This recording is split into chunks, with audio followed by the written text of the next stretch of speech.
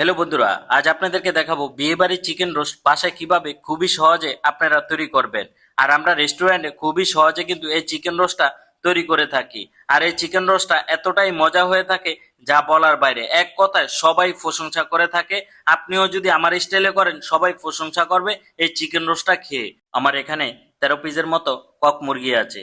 এগুলো এক একটা মুরগি আমি 4 পিস করে কেটে নিয়েছি। তারপরে এখানে 1 থেকে 150 গ্রামের মতো আদা রসুন দিয়ে দিলাম, স্বাদ অনুযায়ী লবণ দিয়ে দিলাম, আর একটু জর্দা রং দিয়ে দিলাম। আর জর্দা রংটা যে আমি ব্যবহার করেছি এটা কিন্তু একেবারে ন্যাচারাল একটা কালার, লিকুইড লিকুইড কালারটা কিন্তু আপনারা চাইলেও ব্যবহার করতে পারেন। তারপরে খুবই ভালো করে মিক্স করে নিব। আপনারাও খুবই ভালো করে মিক্স করে নেওয়ার চেষ্টা করবেন। তারপরে এই মুরগিটা আমি কিন্তু চুলা রাসটা হালকা হালকা রেখে ফ্রাই করে নিব। আপনারা কিন্তু একেবারে কড়া ফ্রাই করবেন না। কড়া ফ্রাই করলে রোস্টটা কিন্তু খেতে ভালো লাগে না, একেবারে চিমটা হয়ে যায়। আপনারা মিডিয়াম ফ্রাই করার চেষ্টা করবেন সব সময়। দেখেন আমি কিন্তু একেবারে মিডিয়াম ফ্রাই করার চেষ্টা করেছি, আমি কিন্তু বেশি কড়া করিনি মুরগিটা। আপনারাও আমার মতো করে খুবই সুন্দর করে ফ্রাই করে নিবেন। আমার মুরগিটা ফ্রাই হয়ে গেছে, এখন আমি কিন্তু পেঁয়াজ বেরেস্তা করে নিব।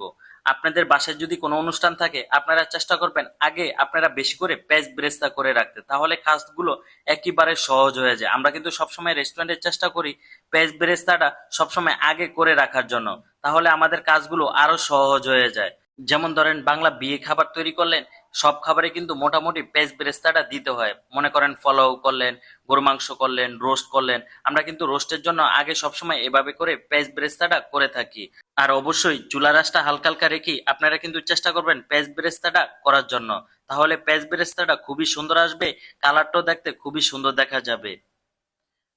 তারপরে তেলটা ছেঁকে ভালো করে ছড়িয়ে দিবেন। ছড়িয়ে দিলে পেঁয়াজ বেরেস্তাটা একেবারে ঝরঝরা হয়ে যাবে, তখন কিন্তু একেবারে মচমচা হবে, দেখতেও ভালো দেওয়া যাবে, খেতেও কিন্তু খুবই ভালো লাগবে। আমরা কিন্তু সবসময় পেঁয়াজ বেরেস্তা করে থাকি রেস্টুরেন্টে।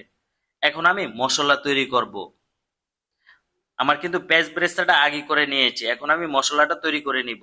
ফার্স্টে একটা কড়াইয়ের ভিতরে 1/2 কেজি পরিমাণ আদা রসুন পেস্ট দিয়ে দিলাম।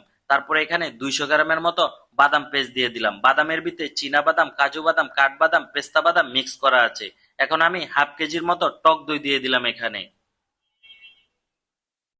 তারপরে এখানে স্বাদ অনুযায়ী লবণ দিয়ে দিলাম।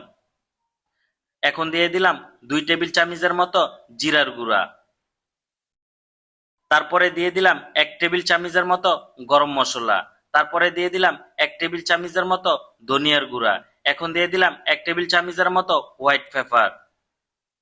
তারপরে দিয়ে দিলাম 2 থেকে 3 টেবিল চামচের মতো চিনি।